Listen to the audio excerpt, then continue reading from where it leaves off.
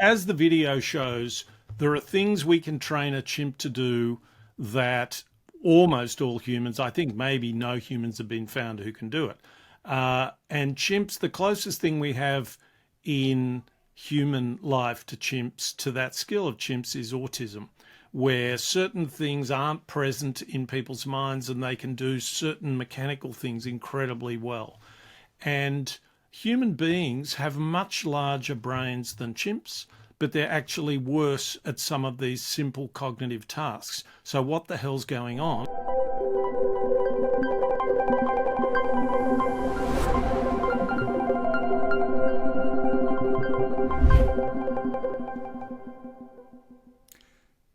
Nicholas, once again, you grab our attention, asking us, are we smarter than a chimp? It's a dangerous question at this stage of geopolitics. Of our lives. Yeah, and as time goes on, it gets less clear. Yeah. Well, I've got some bad news for you. Exactly. Yeah. The chimps are a great jumping off point, literally, for a question about something that I hadn't really considered, which is why we succeeded and why we have built, as you say, the Taj Mahal and Las Vegas, and chimps haven't. Remind me again, what is it about us, for all our ills, that gets us So to build as we things like that? saw, as the video shows, there are things we can train a chimp to do that almost all humans, I think maybe no humans have been found who can do it. And chimps, the closest thing we have in human life to chimps, to that skill of chimps, is autism, where certain things aren't present in people's minds and they can do certain mechanical things incredibly well. And human beings have much larger brains than chimps, but they're actually worse at some of these simple cognitive tasks. So what the hell's going on? Well, what's going on is that, as Nicholas Humphrey argued in 1975, and as has become pretty well accepted, what our brains are doing is orchestrating our social understanding of each other. We have a theory of mind. When I'm talking to you, I'm not just talking to you as an object. I have in my mind, all of this stuff happens incredibly fast, but I have in my mind the idea that here I have in front of me another being, another brain. If I'm going to explain something to him, I've got to somehow get into his head an idea that's like mine. Right now, you're nodding at me. That's, again, a part of our social capacity. You're nodding. I'm thinking, good, that worked. I don't have to re-explain that. And none of this stuff goes on with chimps. It doesn't go on with gorillas. It doesn't go on with orangutans. So that's really why we're so smart. And there's a paradox, which is we're encouraged to think of ourselves as individually smart, and there is a variation there. Some people are smarter than others, but the incredible power of human minds is a collective phenomenon, not an individual one.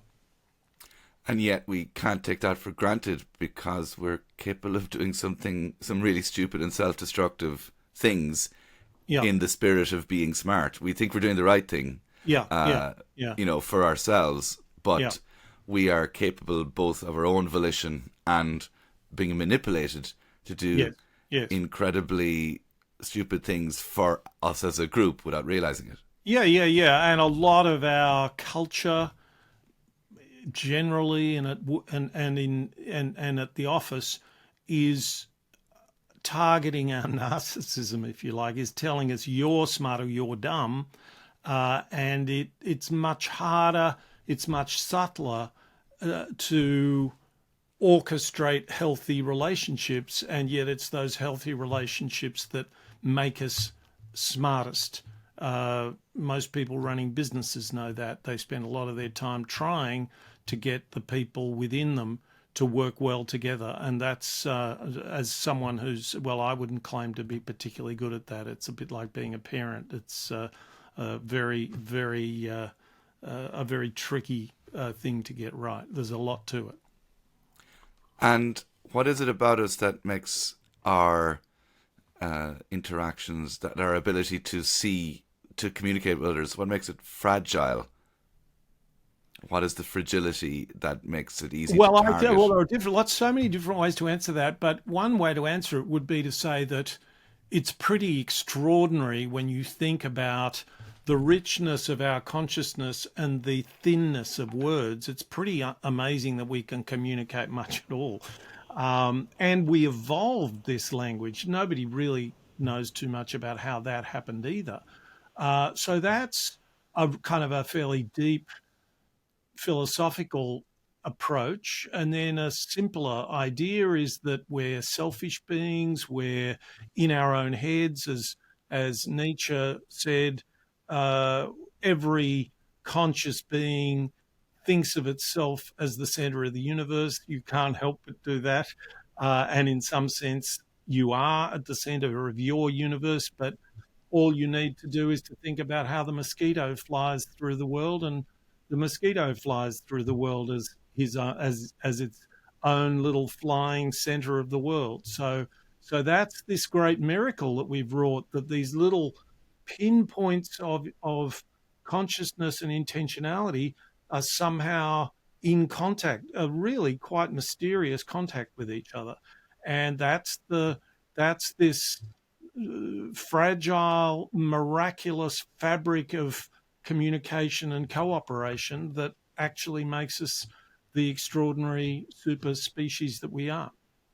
And it's hard to encapsulate a miracle built on fragility. Well, the first video is about angels. The second video is about miracles. It's getting better and better. It's heading in a particular direction. But you have encapsulated it in rules, and rules are good. And you've got a rule with a name on it, Gruen's first rule and Gruen's second rule. Yeah. Let's recap on those rules. And also I want to ask you about ecology after that. Yeah. So these rules relate to this very simple thing that we have private interests, private perspectives, private thoughts, a private consciousness, and then there are things that we share. You and I are each going about our lives. Each of us have our own interests in this conversation. I might be trying to persuade you and the viewers of what an immensely clever fellow I am. I might turn to them and get them to try and get them to buy a book or something else. You might have your own reasons, and yet at the same time we're using a common language. We're sharing this public good called the English language.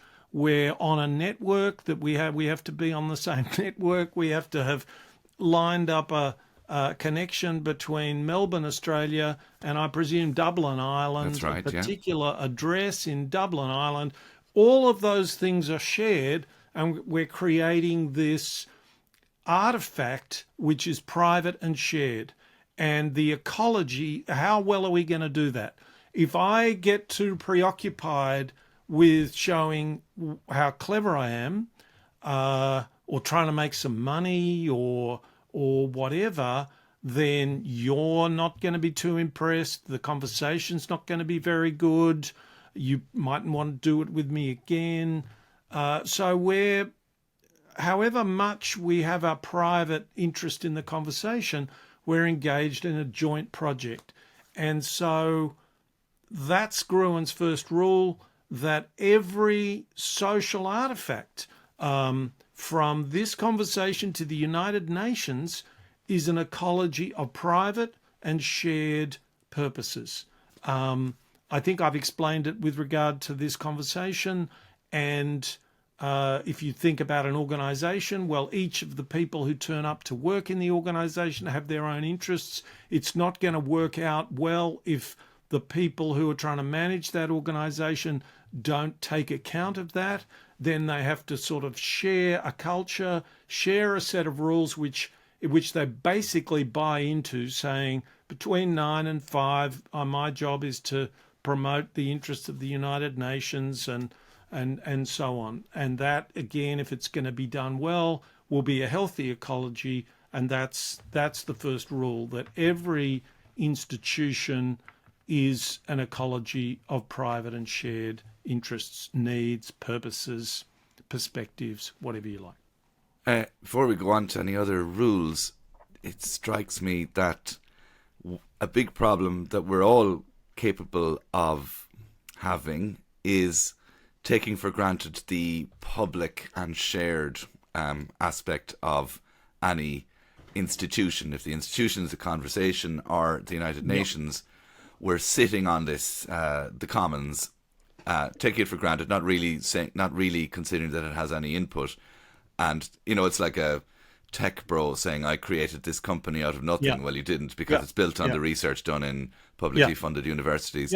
So that the first step, from my understanding, is going, oh yeah, that is the technical infrastructure in this conversation between Dublin and Melbourne is a commons, is public, has been built on government research or university nous.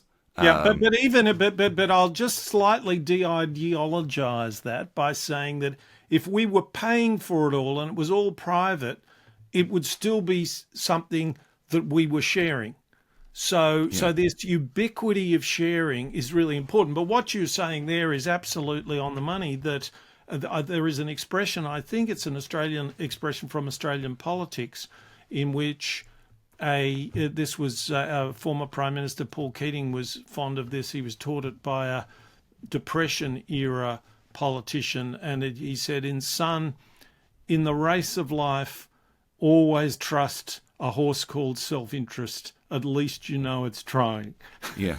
And the problem with these public aspects is that, as you say, we take them for granted, and also, even if we're not taking them for granted, it's in our interest to look after our interests, not the other person's interest and not the shared interest. So you're absolutely right that, in fact, you've given me the perfect segue into Rule 2, which is that we're always at risk of taking things for granted, of using the commons without replenishing the commons, and that commons might be goodwill in a relationship. It might be the tip jar in a communal kitchen at work. It can be any number of things. Basic consideration in a conversation or a marriage. It can be playing a game in which you just sort of cheat a little and tell the person at the other side of the net that this ball was actually in when it wasn't. Just, these are all very natural things, and so that's why I think it's a powerful way to look at what's going wrong right now. Then the other thing I wanted to ask you about is, do you have like the ecology of institutions, and it can, as we see, it's the ecology of two people chatting. I've been listening to other content where describing people have been saying that ecology should be something we learn in school because it's the planet, but it's also relationships. Is ecology for you a word that happens to suit in this context, or is it something you've been thinking about as well too? I haven't. I guess I used the word ecology because I was trying to avoid words that were too fancy. The fancy word for what I'm talking about is a dialectic. Which is one of those words that no matter how many times people tell me the definition of it, never sticks. Ever. Well, I don't know whether I know the definition of it. It makes me sound like a Marxist, and I'm not. It's like praxis. Praxis never sticks either. Praxis, So I wasn't saying, hey, we need to understand more about ecology, but I'm very happy that you've reacted to it in that way, because I do think that ecology is more fundamental to our lives than mechanism. Mechanism's important. I can get my phone out and I can ring someone. It's a machine. But the ground of our lives is this organic ground, and this organic ground is not something. The world we come out of is not a world in which anything is distinct. Every animal lives in an ecology, in an environment, and it's a kind of a. So we're in this strange part of history where people like Isaac Newton came along, and what they had to offer was so powerful that we somehow still think of ourselves as sort of individuals first and our environment second, and it's kind of the other way around. Another thing I'll say about my idea about an ecology is that it appeals. It's an unideological way to talk about this drama, this problem that we have, because what we've done with ideology, I'll just, as an aside, mention that the ideology of left and right emerged as modern democracy started emerging in the the word left wing means the left of the chamber in the during the French Revolution in the Estates General, and so we've got two teams, team left and team right. I'm talking about ideology now. And team left will tell you that cooperation's more important than competition, and cooperation's good and competition's bad. And the right will tell you roughly the opposite. And that's no way to get anywhere. Because we actually, the miracle, the miracle is the ecology. The miracle is that we manage these two things, and we don't quite know how we do it, just like we don't quite know how we construct a sentence. I can't tell you how I'm summoning up all these words in the right order, and we manage this on our ear. This is our species specific skill, and we can only get sort of hints of this from any other species. So that's why I like this framing, because it sort of talks about what matters, but in a way that junks a lot of the ideological baggage. And once you can look freely, once you're unencumbered by ideological baggage, in order to look at the ecology of human relationships and organizations, I presume then what your intention is people can then more easily see when those ecologies are being colonized by bad actors from outside. Yeah, I think that's right, and also it's sort of I guess if I'm to think of you can think of either a degrading conversation or an organisation that's not working well.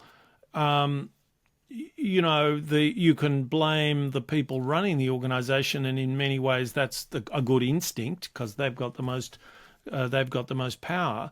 But it takes two to tango, and they've got issues, and they see themselves often as trying to manage their employees who have private interests, and they're not, and so the problem is a kind of a symmetrical one, at least as far as that ecology story is concerned.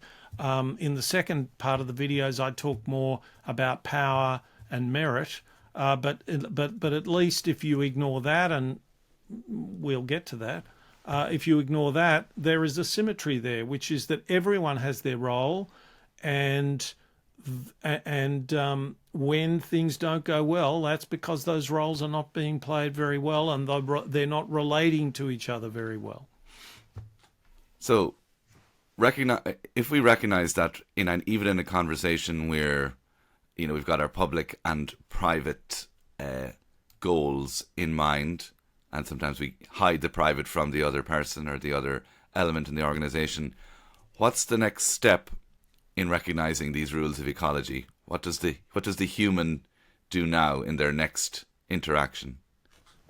Yeah, well, that's a good question, isn't it? There's two things. They can kind of, quote, do the right thing, but they're in a situation where they're dependent on someone else doing the right thing. So they've got a I guess one reaction to your question is to ask the Gresham's law question. Now, Gresham's law is it from economics, and goes back a long way.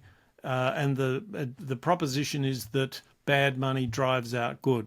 So if you're trying to buy something, or let's say you're a shopkeeper, and someone offers you money and you don't know whether it's good or bad, well, but you have some bad money on you, and this might be bad money, and you've got to give the person change.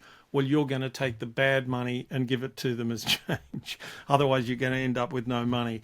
And so, if you're in a relationship, which is a person or an organization or something, there are ways you can do your job better. There are ways you can recommit to doing the right thing. But if this is not giving you the sense that you're going to end up getting to a place with better ecology, which is going to make you happy, even if it's not going to make you richer, it's going to make you more productive and more happy with what you're doing. If you can do that, you should be trying to. And if you can't, well, step out the back, Jack, and look for the next opportunity. That'd be what I'd say. And maybe ask a chimp and see what their opinion is, because they're less they're less bothered by all of this. Right. Yeah. Okay, Nicholas, I'm looking forward to the next video. One sentence on the next video to tee us up. One sentence is it's about games, and the big question is, are games about competition or are they about cooperation? And if you've been paying attention, you might know the answer. Great.